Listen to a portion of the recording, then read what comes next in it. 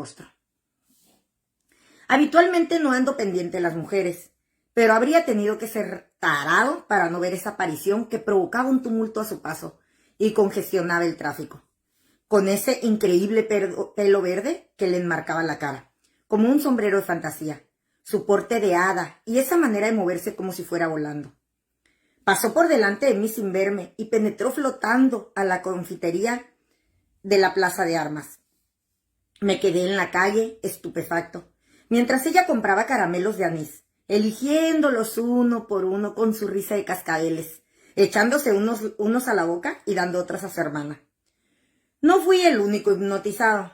En pocos minutos se formó un corrillo de hombres que atisbaban por la vitrina.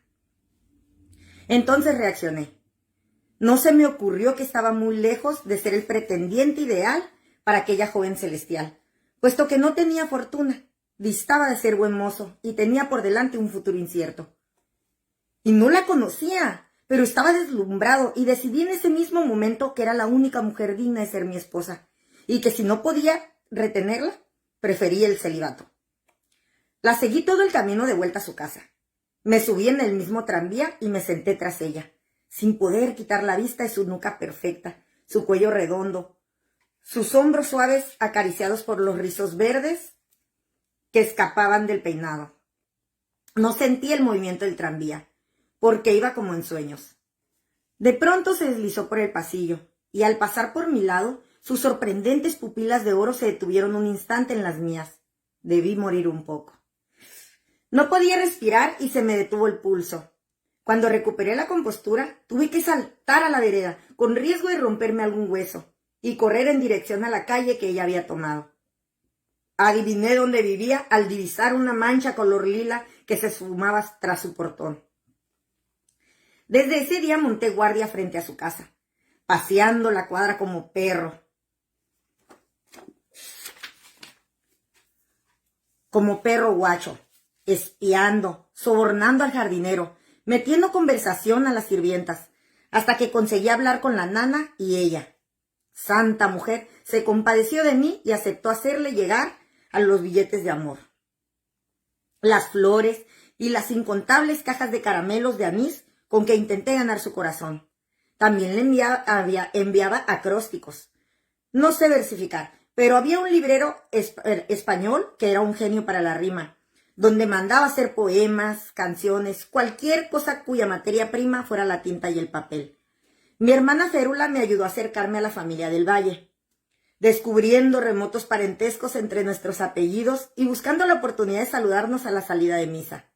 Así fue como pude visitar a Rosa. El día que entré a su casa y la tuve al alcance de mi voz, no se me ocurrió nada para decirle.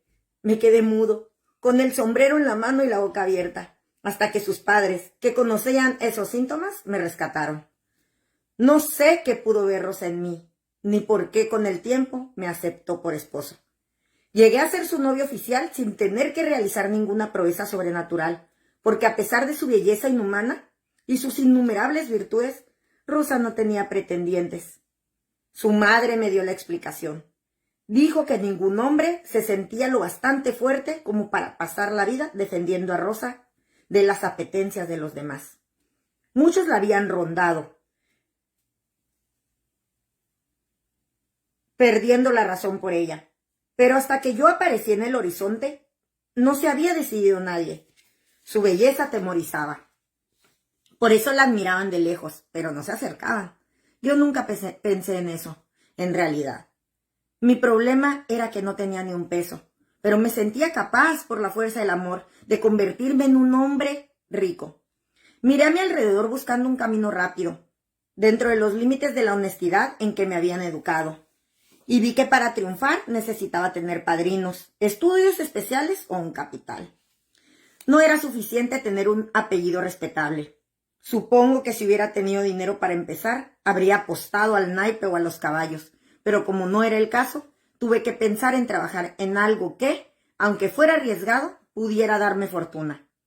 Las minas de oro y de plata eran el sueño de los aventureros. Podían hundirlos en la miseria, matarlos de tuberculosis o convertirlos en hombres poderosos. Era cuestión de suerte. Obtuve la concesión de una mina en el norte con la ayuda del prestigio del apellido de mi madre, que sirvió para que el banco me diera una fianza. Me hice firme propósito de sacarle hasta el último gramo del precioso metal, aunque para ello tuviera que estrujar el cerro con mis propias manos y moler las rocas a patadas. Porrosa estaba dispuesto a eso y mucho más.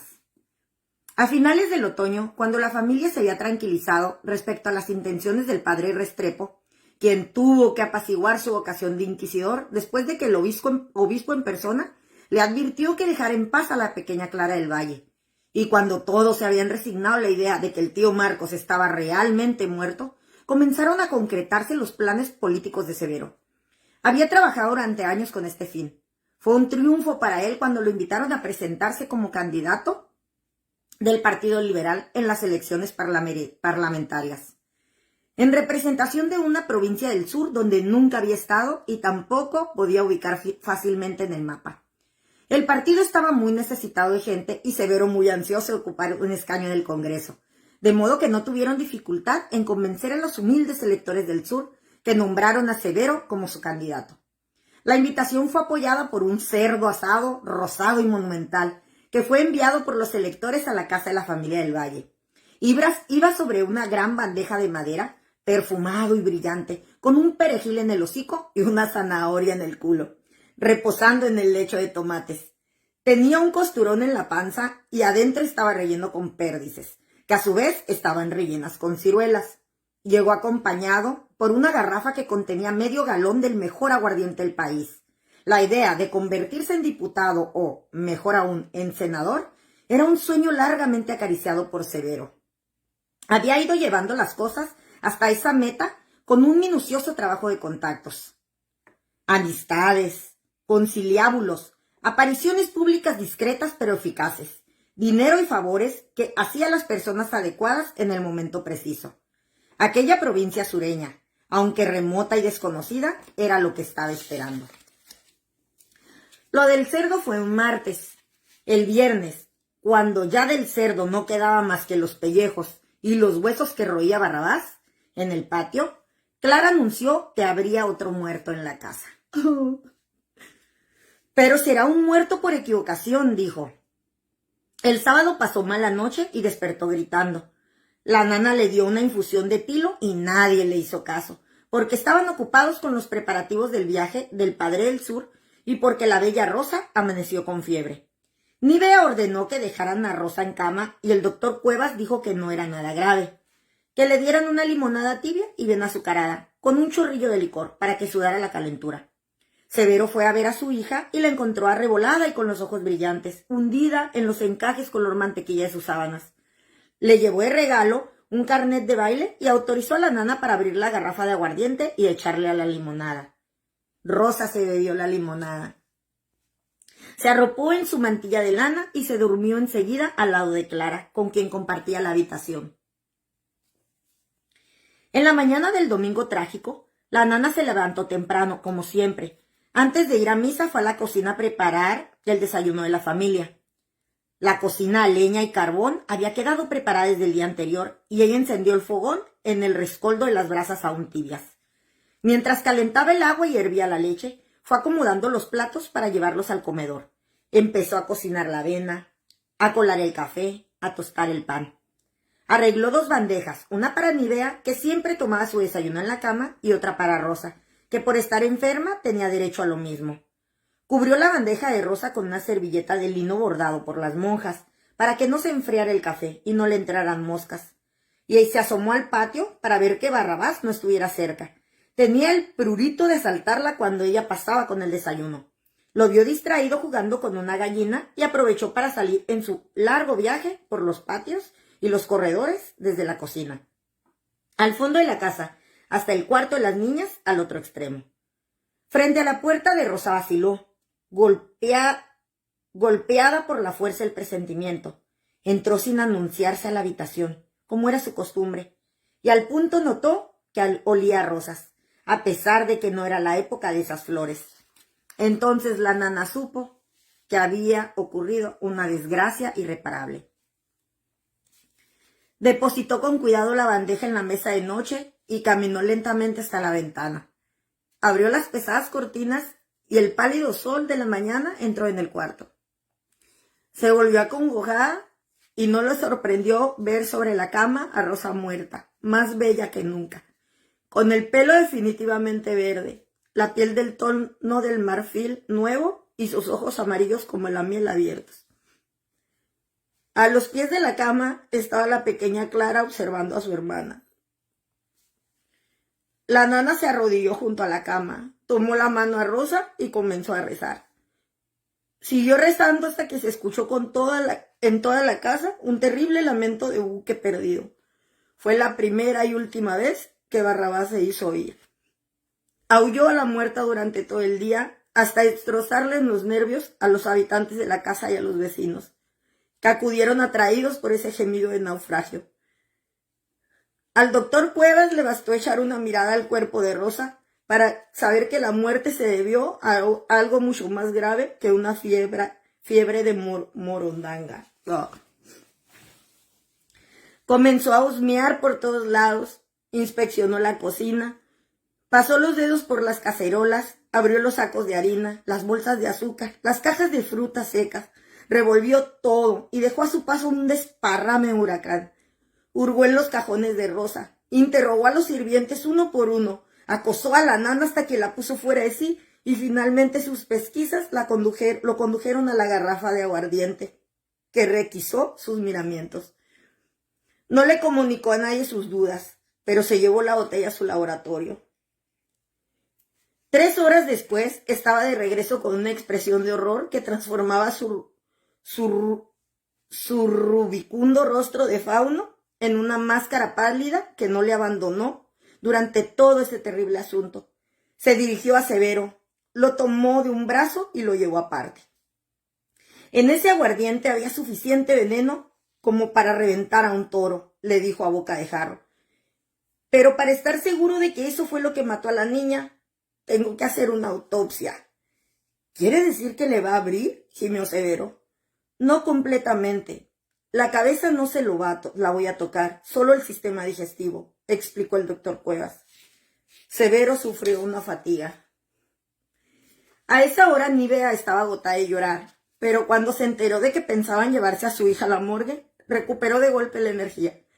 Solo se calmó con el juramento de que se llevarían a Rosa directamente de la casa al cementerio católico. Entonces aceptó tomarse el láudano que le dio el médico y se durmió durante 20 horas. Al anochecer, Severo dispuso los preparativos, mandó a sus hijos a la cama y autorizó a los sirvientes para retirarse temprano. A Clara, que estaba demasiado impresionada por lo que le había sucedido, le permitió pasar esa noche en el cuarto de otra hermana. Después que todas las luces se apagaron y la casa entró en reposo, llegó el ayudante del doctor Cuevas, un joven esmirriado y miope, que tartamudeaba al hablar. Ayudaron a Severo a transportar el cuerpo de Rosa a la cocina y lo colocaron con delicadeza sobre el mármol, donde la nana amasaba el pan y picaba las verduras. A pesar de la fortaleza de su carácter, Severo no pudo resistir el momento en que quitaron la camisa de dormir a su hija y apareció su esplendorosa desnudez de sirena. Salió trastabillando, borracho de dolor, y se desplomó en el salón llorando como una criatura. También el doctor Cuevas, que había visto nacer a Rosa y la conocía como la palma de su mano, tuvo un sobresalto al verla sin ropa. El joven ayudante, por su parte, comenzó a jadear de impresión y siguió jadeando en los años siguientes, cada vez que recordaba la visión increíble de Rosa durmiendo desnuda sobre el mesón de la cocina, con su largo pelo cayendo como una cascada vegetal hasta el suelo, mientras ellos trabajaban en su terrible oficio. La nana, aburrida de llorar y rezar, y presintiendo que algo extraño estaba ocurriendo en sus territorios del tercer patio, se levantó, se arropó con un chal y salió a recorrer la casa. Vio luz en la cocina, pero la puerta y los postigos de las ventanas estaban cerrados. Siguió por los corredores silenciosos y helados, cruzando los 3 cuerpos de la casa hasta llegar al salón. Por la puerta entreabierta divisó a su patrón que se paseaba por la habitación con aire desolado. El fuego de la chimenea se había extinguido. La nana entró. —¿Dónde está la niña Rosa? —preguntó. —El doctor Cuevas está con ella, nana. Quédate aquí y tómate un trago conmigo —suplicó Severo. La nana se quedó de pie, con los brazos cruzados sujetando el chal contra su pecho. Severo le señaló el sofá y ella se aproximó con timidez. Se sentó a su lado. Era la primera vez que estaba tan cerca del patrón desde que vivía en su casa. Severo sirvió una copa de jerez para cada uno y se bebió la suya de un trago. Hundió la cabeza entre sus dedos, mesándose los cabellos y mascullando entre dientes una incomprensible y triste letanía. La nana, que estaba sentada rígidamente en la punta de la silla, se relajó al verlo llorar. Estiró su mano áspera y con un gesto automático le alisó el pelo con la misma caricia que durante 20 años había empleado para consolarle a los hijos. Él levantó la vista y observó el rostro sin edad, los pómulos indígenas, el moño negro, el amplio regazo donde había visto hipar y dormir a todos sus descendientes, y sintió que esa mujer cálida y generosa como la tierra podía darle consuelo.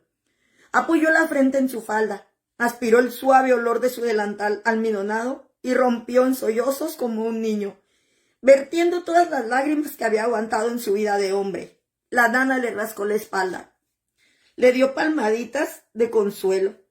Le habló en la media lengua que empleaba para adormecer a los niños y le cantó en un susurro sus baladas campesinas hasta que consiguió tranquilizarlo.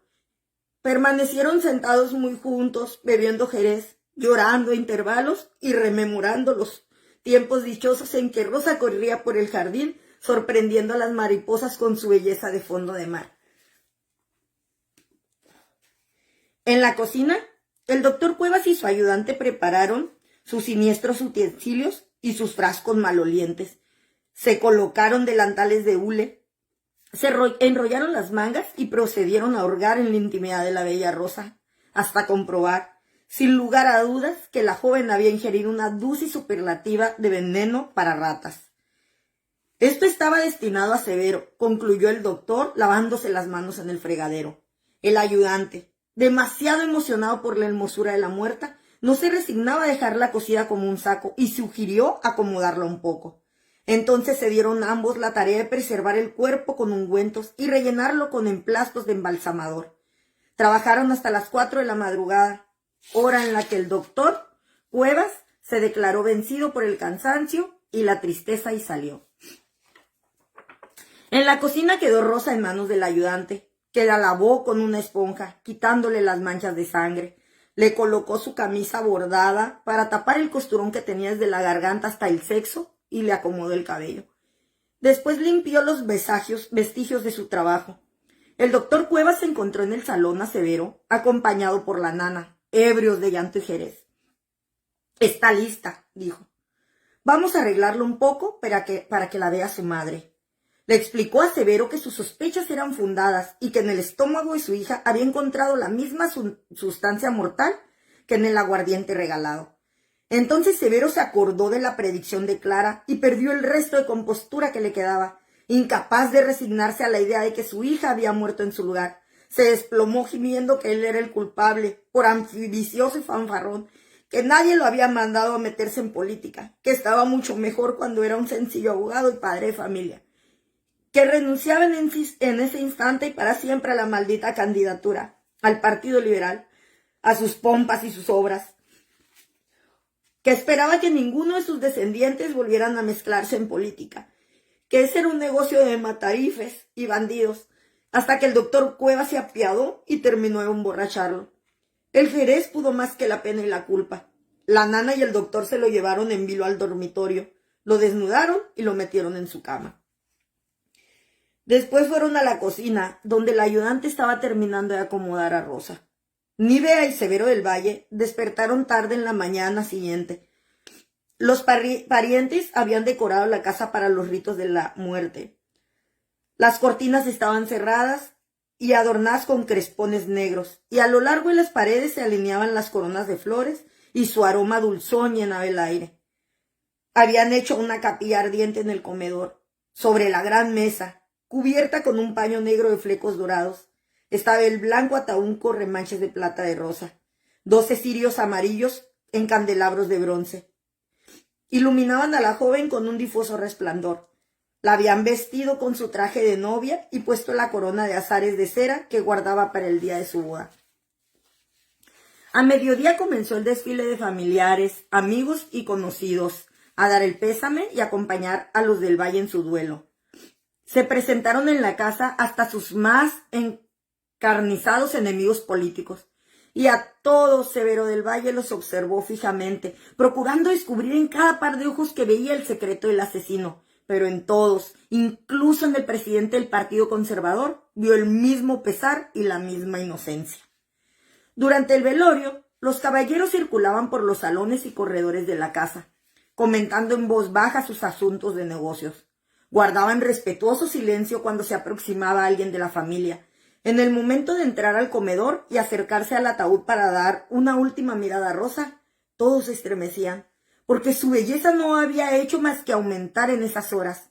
Las señoras pasaban al salón donde ordenaron las sillas de la casa formando un círculo. Allí había comodidad para llorar a gusto, desahogando con el buen pretexto de la muerte ajena otras tristezas propias. El llanto era copioso, pero digno y callado. Algunas murmuraban oraciones en voz baja. Las empleadas de la casa circulaban por los salones y los corredores ofreciendo tazas de té, copas de coñac, pañuelos limpios para las mujeres, confites caseros y pequeñas compresas empapadas en amoníaco para las señoras que sufrían mareos por el encierro, el olor de las velas y la pena.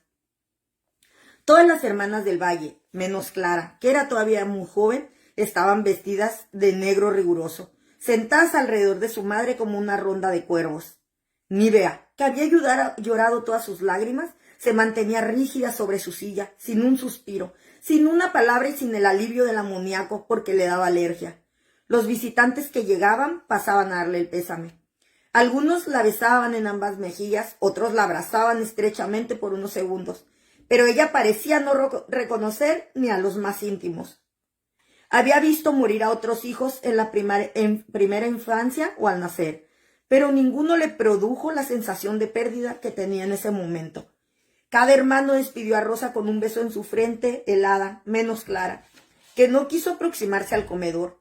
No insistieron, porque conocían su extrema sensibilidad y su tendencia a caminar sonámbula cuando se le alborotaba la imaginación. Se quedó en el jardín acurrucada al lado de Barrabás, negándose a comer o participar en el velorio. Solo la nana se fijó en ella y trató de consolarla, pero Clara la rechazó. A pesar de las precauciones que tomó Severo para callar las murmuraciones, la muerte de Rosa fue un escándalo público. El doctor Cuevas ofreció, a quien quiso oírlo, la explicación perfectamente razonable de la muerte de la joven, debida, según él, a una neumonía fulminante. Pero se corrió la voz de que había sido envenenada por error en vez de su padre. Los asesinatos políticos eran desconocidos en el país en esos tiempos, y el veneno, en cualquier caso, era un recurso de mujerzuelas, algo desprestigiado y que no se usaba desde la época de la colonia, porque incluso los crímenes pasionales se resolvían cara a cara. Se elevó un clamor de protesta por el atentado, y antes que Severo pudiera evitarlo, salió la noticia publicada en un periódico de la oposición, acusando veladamente a la oligarquía y añadiendo que los conservadores eran capaces hasta de eso, porque no podían perdonar a Severo del Valle, que a pesar de su clase social, se pasara al bando liberal. La policía trató de seguir la pista a la garrafa de aguardiente, pero lo único que se aclaró fue que no tenía el mismo origen que el cerdo relleno con pérdices y que los electores del sur no tenían nada que ver en el asunto. La misteriosa garrafa fue encontrada por casualidad en la puerta de servicio de la Casa del Valle el mismo día y a la misma hora de la llegada del cerdo asado. La cocinera supuso que era parte del mismo regalo. Ni el celo de la policía, ni las pesquisas que realizó Severo por su cuenta a través de un detective privado pudieron descubrir a los asesinos, y la sombra de esa venganza pendiente ha quedado presente en las generaciones posteriores. Ese fue el primero de muchos actos de violencia que marcaron el destino de la familia. Me acuerdo perfectamente. Ese había sido un día muy feliz para mí, porque había aparecido una nueva Beta, la gorda y maravillosa Beta que había perseguido durante todo ese tiempo de sacrificio, de ausencia y de espera, y que podría representar la riqueza que yo deseaba. Estaba seguro que en 6 meses tendría suficiente dinero para casarme, y en 1 año podría empezar a considerarme un hombre rico. Tuve mucha suerte porque en el negocio de las minas eran más los que se arruinaban que los que triunfaban. Como estaba diciendo, escribiendo, a Rosa esa tarde, tan eufórico, tan impaciente, que se me trababan los dedos en la vieja máquina y me salían las palabras pegadas. En eso estaba cuando oí los golpes en la puerta que me cortaron la inspiración para siempre. Era un arriero con un par de mulas que traía un telegrama del pueblo enviado por mi hermana Férula, anunciándome la muerte de Rosa.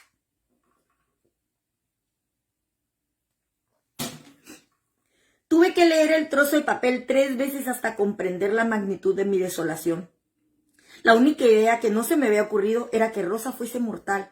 Sufrí mucho pensando que ella, aburrida de esperarme, decidiera casarse con otro, o que nunca parecería el maldito filón que pusiera una fortuna en mis manos, o que se desmoronara la mina aplastándome como una cucaracha. Contemplé todas esas posibilidades y algunas más, pero nunca la muerte de Rosa. A pesar de mi proverbial pesimismo, que me hace siempre esperar lo peor, sentí que sin Rosa la vida no tenía significado para mí.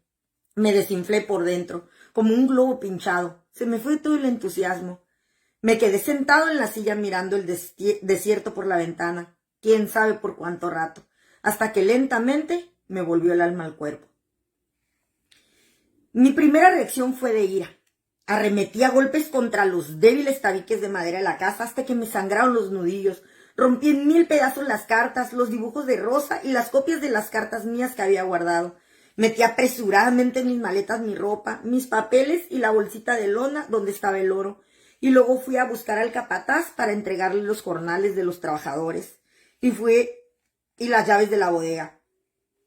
El arriero se ofreció para acompañarme hasta el tren. Tuvimos que viajar una buena parte de la noche a lomo de las bestias, con mantas de Castilla como único abrigo contra la camanchaca, avanzando con lentitud en aquellas interminables soledades donde solo el instinto de mi guía garantizaba que llegaríamos a destino, porque no había ningún punto de referencia.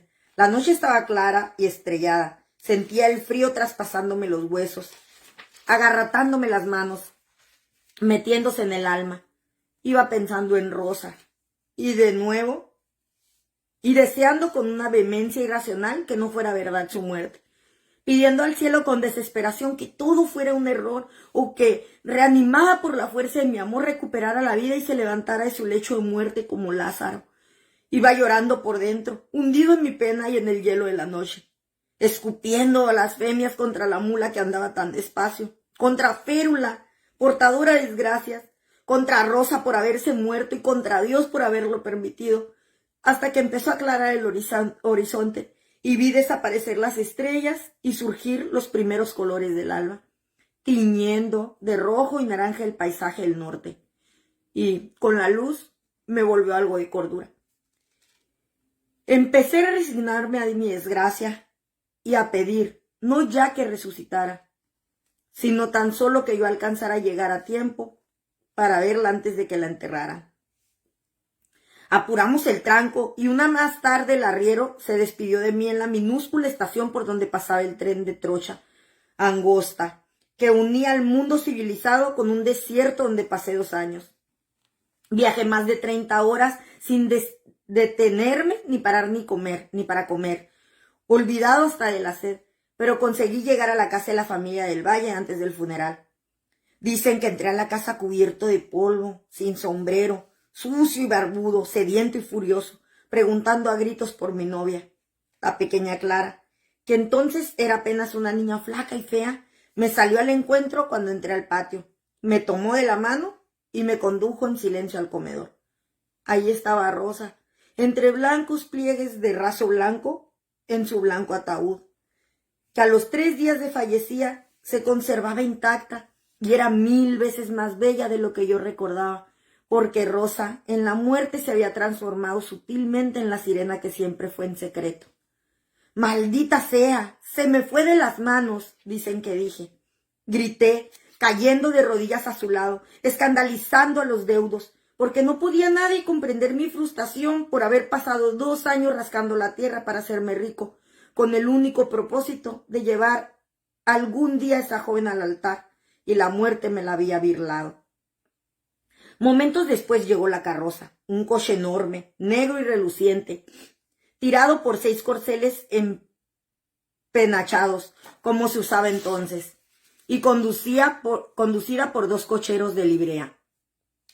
Salió de la casa a media tarde, bajo una tenue llovizna, seguida por una procesión de coches que llevaban a los parientes, a los amigos y a las coronas de flores. Por costumbre, las mujeres y los niños no asistían a los entierros. Ese era un oficio de hombres, pero Clara consiguió mezclarse a última hora con el cortejo, para acompañar a su hermana Rosa. Sentí su manita enguantada aferrada a la mía, y durante todo el trayecto la tuve a mi lado, pequeña sombra silenciosa que removía una ternura desconocida en mi alma. En ese momento yo tampoco me di cuenta que Clara no había dicho ni una palabra en 2 días, y pasarían 3 más antes de que la familia se alarmara por su silencio. Severo del Valle y sus hijos mayores llevaron en andas el ataúd blanco, con remaches de plata de rosa, y ellos mismos lo colocaron en el nicho abierto del mausoleo.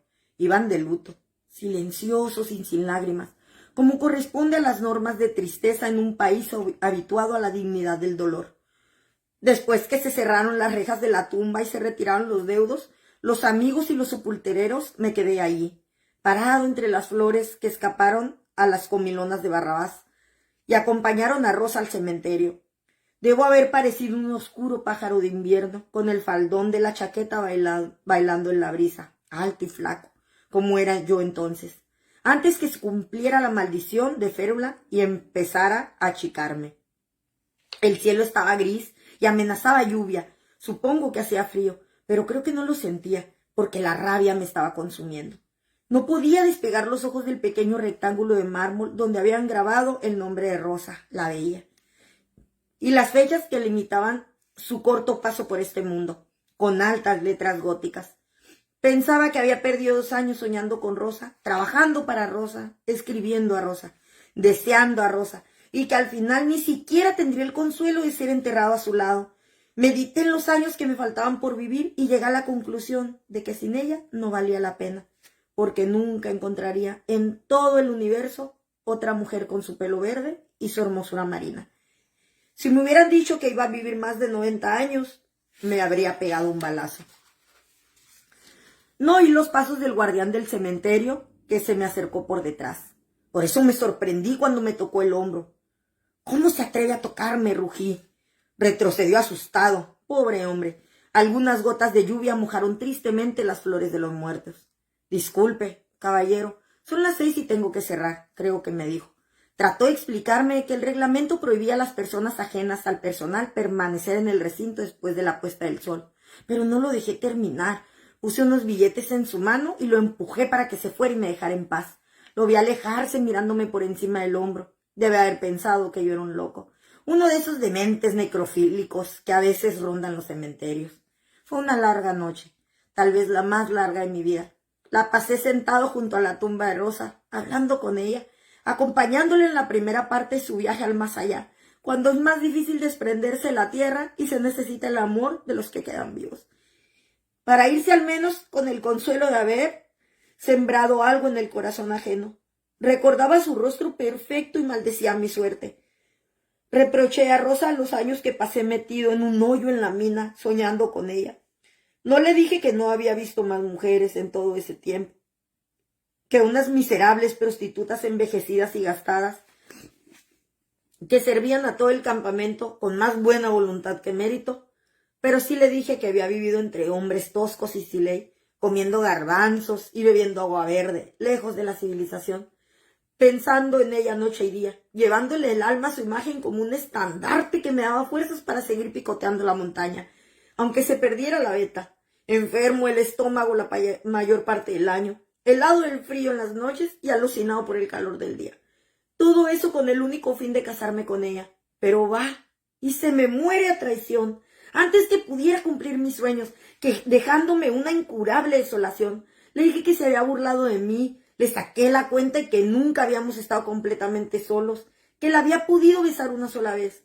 Había tenido que tejer el amor con recuerdos y deseos apremiantes, pero imposibles de satisfacer, con cartas atrasadas y esteñidas que no podían reflejar la pasión de mis sentimientos ni el dolor de su ausencia, porque no tengo facilidad para el género epistolar y mucho menos para escribir sobre mis emociones. Le dije que esos años en la mina eran una irremediable pérdida, que si yo hubiera sabido que iba a durar tan poco en este mundo, habría robado el dinero necesario para casarme con ella y a construir un palacio alhajado con tesoros del fondo del mar, corales, perlas, nácar, donde la habría mantenido secuestrada y donde solo yo tuviera acceso. La habría amado ininterrumpidamente por un tiempo casi infinito, porque estaba seguro que si hubiera estado conmigo, no habría bebido el veneno destinado a su padre y habría durado 1000 años. Le hablé de las caricias que le tenía reservadas, los regalos con que iba a sorprenderla, la forma como la hubiera enamorado y hecho feliz. Le dije, en resumen, todas las locuras que nunca le hubiera dicho si pudiera oírme y que nunca he vuelto a decir a ninguna otra mujer. Esa noche creí que había perdido para siempre la capacidad de enamorarme, que nunca más podría reírme ni perseguir una ilusión, pero nunca más es mucho tiempo. Así he podido comprobarlo en esta larga vida.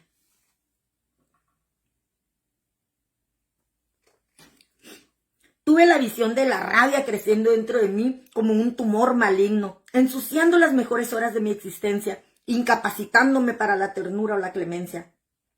Pero por encima de la confusión y la ira, el sentimiento más fuerte que recuerdo haber tenido esa noche fue el deseo frustrado, porque jamás podría cumplir el anhelo de recorrer a Rosa con las manos, de penetrar sus secretos, de soltar el verde manantial de su cabello y hundirme en sus aguas más profundas. Evoqué con desesperación la última imagen que tenía de ella, recortada entre los pliegues de raso de su ataúd virginal, con sus azares de novia coronando su cabeza y un rosario entre los dedos.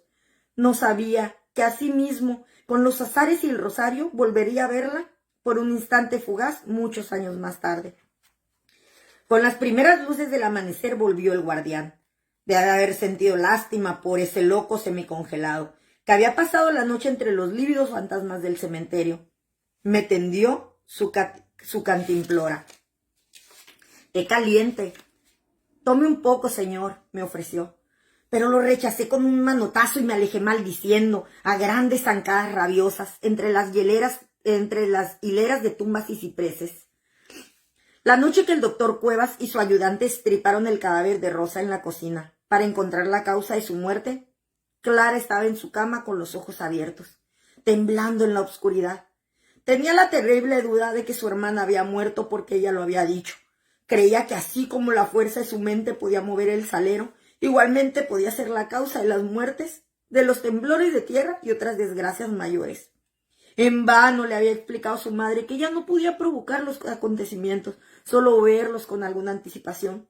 Se sentía desolada y culpable y se le ocurrió que si pudiera estar con Rosa se sentiría mejor.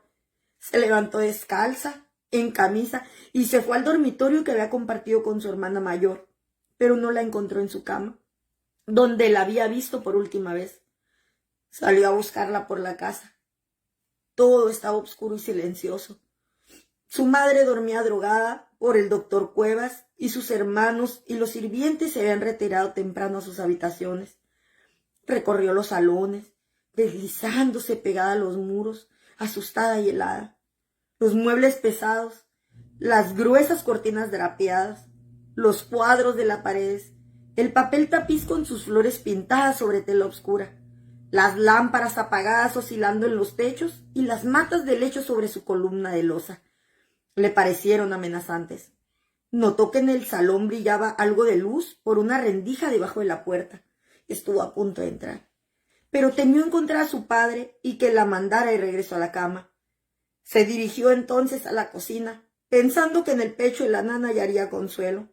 Cruzó el patio principal, entre las camelias y los naranjos enanos. Atravesó los salones del segundo cuerpo de la casa y los sombríos corredores abiertos donde las tenues luces de los faroles a gas quedaban encendidas toda la noche. para salir arrancando en los temblores y para espantar a los murciélagos y otros bichos nocturnos. Y llegó al tercer patio, donde estaban las dependencias de servicio y las cocinas. Allí la casa perdía su señorial prestancia y empezaba el desorden de las perreras, los gallineros y los cuartos de las sirvientas. Más allá estaba la caballeriza, donde se guardaban los viejos caballos que Nívea todavía usaba, a pesar de que Severo del Valle había sido uno de los primeros en comprar un automóvil. La puerta y los postigos de la cocina y el repostero estaban cerrados. El instinto advirtió a Clara que algo anormal estaba ocurriendo adentro. Trató de asomarse, pero su nariz no llegaba al alféizar de la ventana. Tuvo que arrastrar un cajón y acercarlo al muro. Se trepó y pudo mirar por un hueco entre el postigo de madera y el marco de la ventana que la humedad y el tiempo habían deformado. Y entonces vio el interior. El doctor Cuevas, ese hombronazo bonachón y dulce, de amplia barba y vientre opulento, que la ayudó a nacer y que la atendió en todas sus pequeñas enfermedades de la niñez y sus ataques de asma, se había transformado en un vampiro gordo y oscuro como los de las ilustraciones de los libros de su tío Marcos. Estaba inclinado sobre el mostrador donde la nana preparaba la comida. A su lado había un joven desconocido, pálido como la luna, con la camisa manchada de sangre y los ojos perdidos de amor. Vio las piernas blanquísimas de su hermana y sus pies desnudos. Clara comenzó a temblar. En ese momento el doctor Cuevas se apartó y ella pudo ver el horrendo espectáculo de Rosa acostada sobre el mármol, abierta en canal por un tajo profundo, con los intestinos puestos a su lado, dentro de la fuente de la ensalada. Rosa tenía la cabeza torcida en dirección a la ventana donde ella estaba espiando. Su larguísimo pelo verde colgaba como un helecho desde el mesón hasta las baldosas del suelo, manchadas de rojo. Tenía los ojos cerrados, pero la niña, por efecto de las sombras, la distancia y la imaginación, creyó ver una expresión suplicante y humillada. Clara, inmóvil sobre el cajón, no pudo dejar de mirar hasta el final. Se quedó atisbando por la rendija mucho rato, helándose sin darse cuenta, hasta que los dos hombres terminaron de vaciar a Rosa, de inyectarle líquido por las venas y bañarla por dentro y por fuera con vinagre aromático y esencia de despliego. Se quedó hasta que la rellenaron con emplastos de embalsamador y la cosieron con una aguja curva de colchonero. Se quedó hasta que el doctor Cuevas se lavó en el fregadero y se enjugó las lágrimas, mientras el otro limpiaba la sangre y las vísceras. Se quedó hasta que el médico salió poniéndose su chaqueta negra con un gesto de mortal tristeza. Se quedó hasta que el joven desconocido besó a Rosa en los labios, en el cuello, en los senos, entre las piernas, la lavó con una esponja, le puso su camisa bordada y le acomodó el pelo jadeando. Se quedó hasta que llegaron la nana y el doctor Cuevas, y hasta que la vistieron con su traje blanco y le pusieron la corona de azares que tenía guardados en papel de seda para el día de su boda. Se quedó hasta que el ayudante la cargó en los brazos con la misma conmovedora ternura con que la hubiera levantado para cruzar por primera vez el umbral de su casa si hubiera sido su novia. Y no pudo moverse hasta que aparecieron las primeras luces. Entonces se deslizó hasta su cama, sintiendo por dentro todo el silencio del mundo. El silencio la ocupó enteramente y no volvió a hablar hasta 9 años después, cuando sacó la voz para anunciar que se iba a casar. Ay, no manches.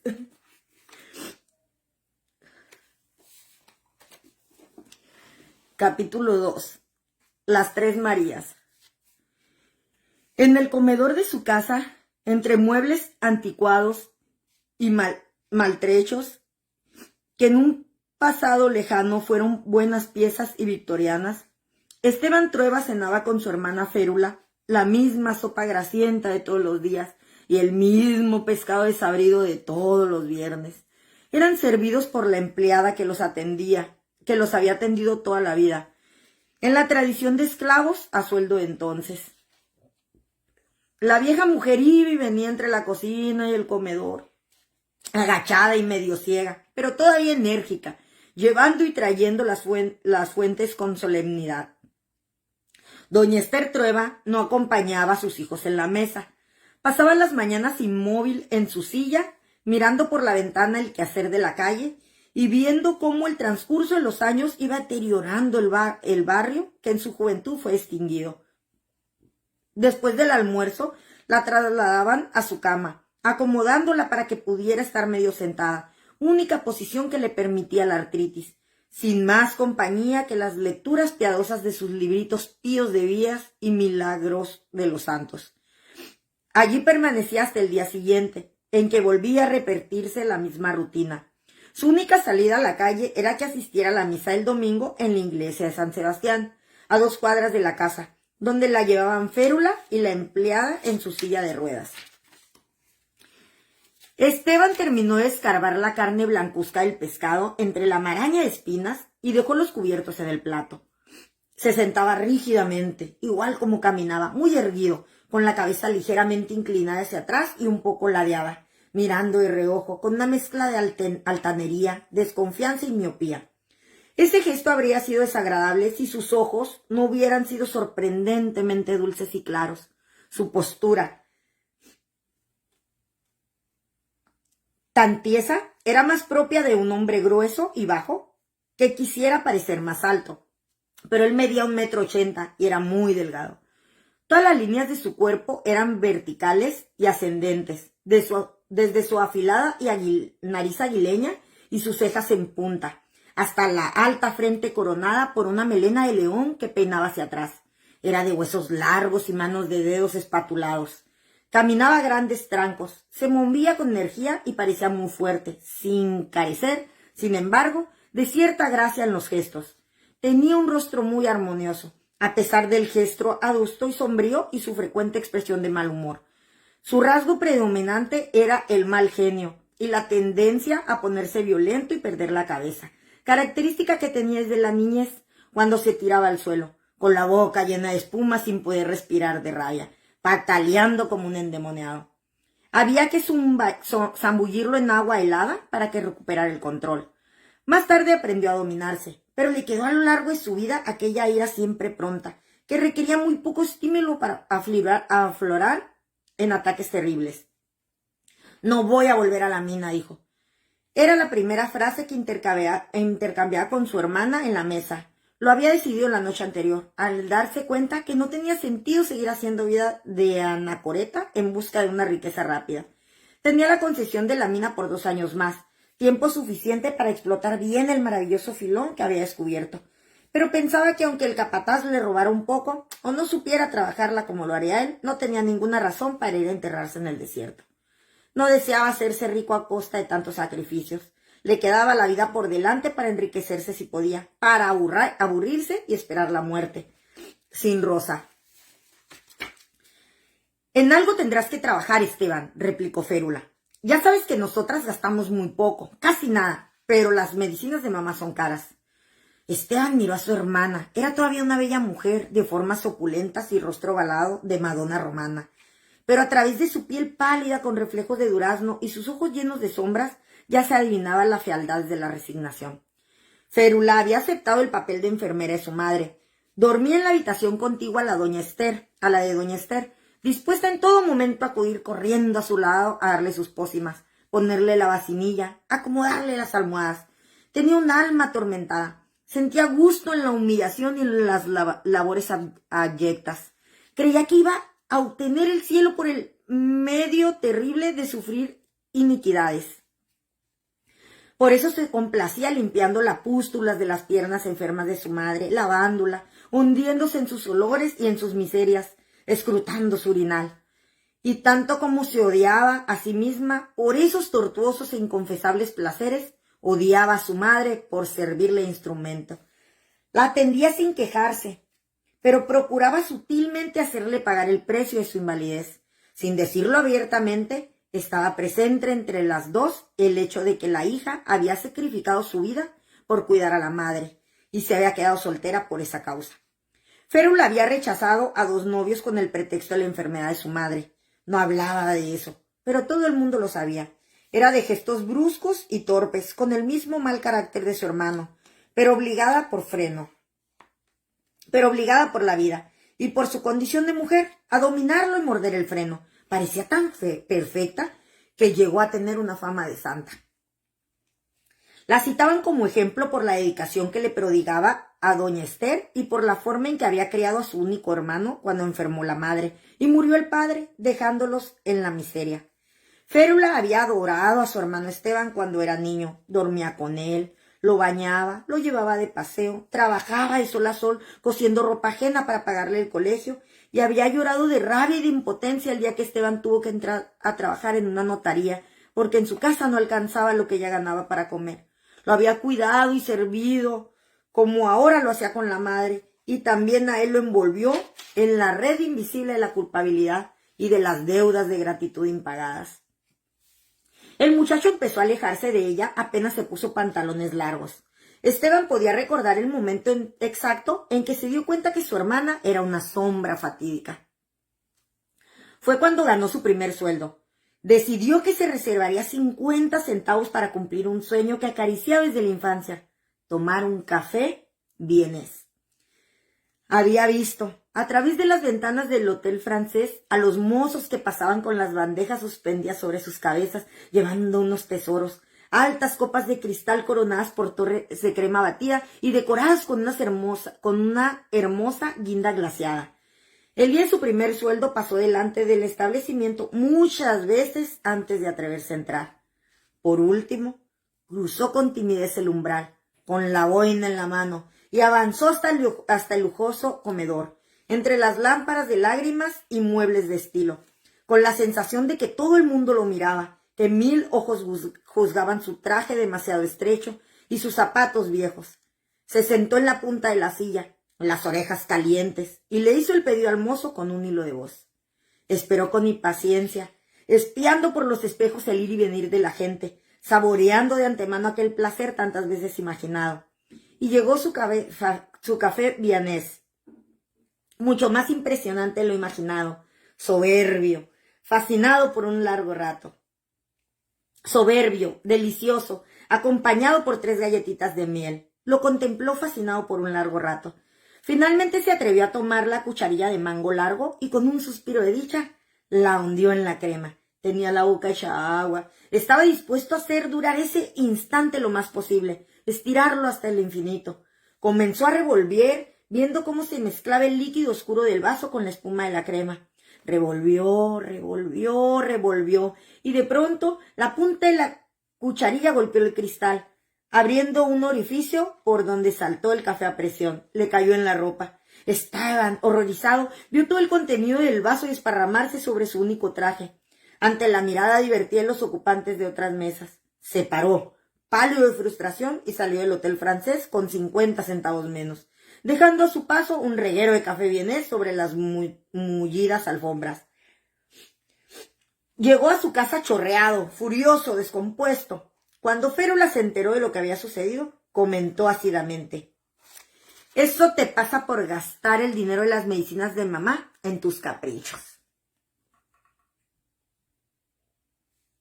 Dios te castigó». En ese momento Esteban vio con claridad los mecanismos que usaba su hermana para dominarlo, la forma en que conseguía hacerlo sentirse culpable, y comprendió que debía ponerse a salvo. En la medida en que él se fue alejando de su tutela, Férula le fue tomando antipatía. La libertad que él tenía a ella le dolía, como un reproche, como una injusticia. Cuando se enamoró de Rosa y lo vio desesperado, como un chiquillo pidiéndole ayuda, necesitándola, persiguiéndola por la casa para suplicarle que se acercara a la familia del Valle, que hablara a Rosa, que sobornara a la nana, Férula volvió a sentirse importante para Esteban. Por un tiempo parecieron reconciliados, pero aquel fugaz reencuentro no duró mucho y Férula no tardó en darse cuenta de que había sido utilizada. Se alegró cuando vio partir a su hermano a la mina. Desde que empezó a trabajar a los 15 años, Esteban mantuvo la casa y adquirió el compromiso de hacerlo siempre, pero para Férula eso no era suficiente. Le molestaba tener que quedarse encerrada entre esas paredes hediondas a vejez y a remedios, desvelada con los gemidos de la enferma, atenta al reloj para administrarle sus medicinas, aburrida, cansada, triste, mientras que su hermano ignoraba esas obligaciones. Él podría tener un destino luminoso, libre, lleno de éxitos. Podría casarse, tener hijos, conocer el amor. El día que puso el telegrama anunciándole la muerte de Rosa, experimentó un cosquilleo extraño, casi de alegría. Tendrás que trabajar en algo, repitió Férula. Nunca les faltará nada mientras yo viva, dijo él.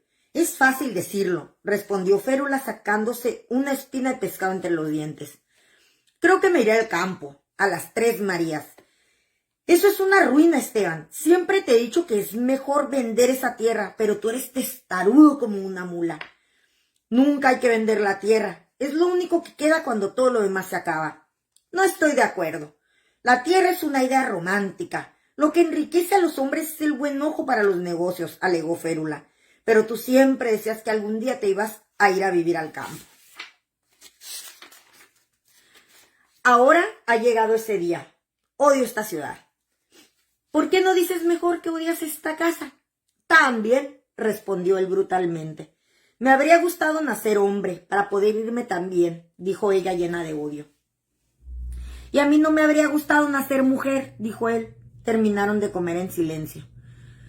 Los hermanos estaban muy alejados y lo único que todavía los unía era la presencia de la madre y el recuerdo borroso del amor que se tuvieron en la niñez.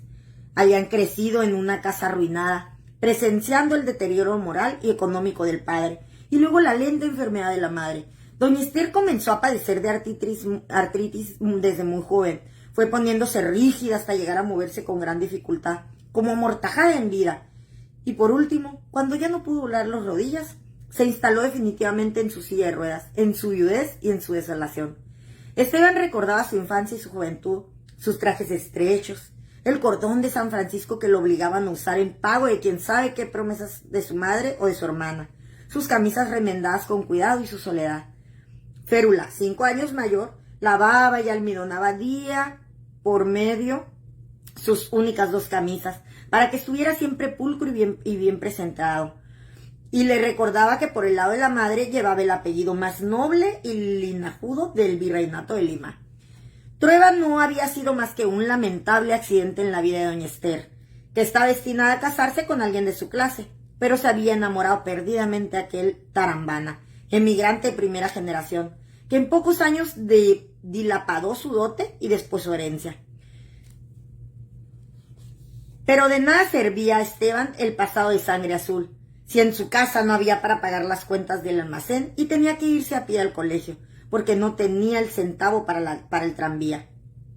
Recordaba que lo mandaban a clase con el pecho y la espalda forrados en papel de periódicos, porque no tenía ropa interior de lana y su abrigo daba lástima, y que padecía imaginando que sus compañeros podían oír, como lo oía él, el crujido de papel al frotarse contra su piel.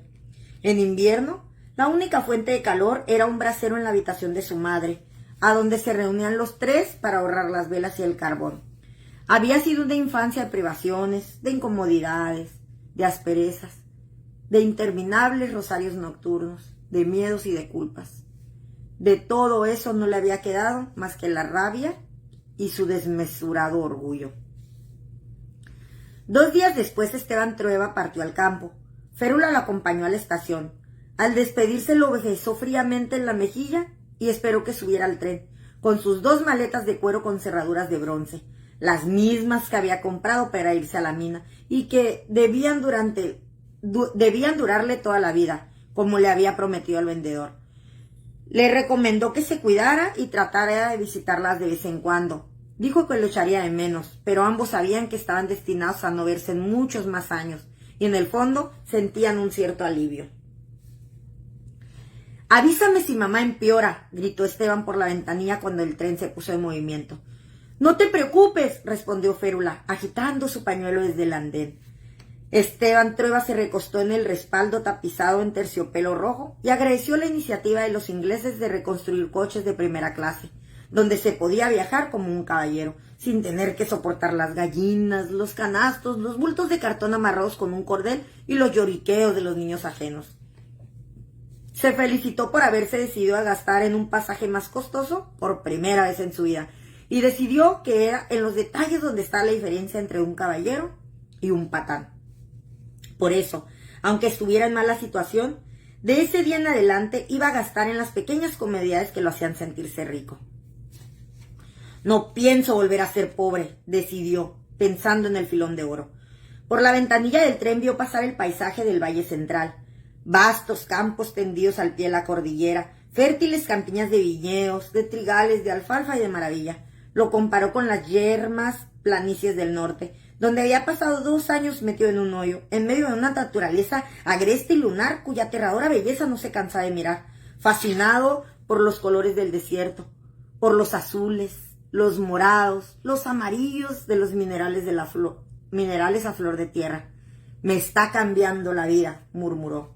Cerró los ojos y se quedó dormido. ¡Ah, qué guapo este bantrero, ¿verdad? ¡Qué bonito! Como se pudieron, mira nada más, ay no, como se pudieron dar cuenta, sí me gusta y me conmueve un chorro esta novela.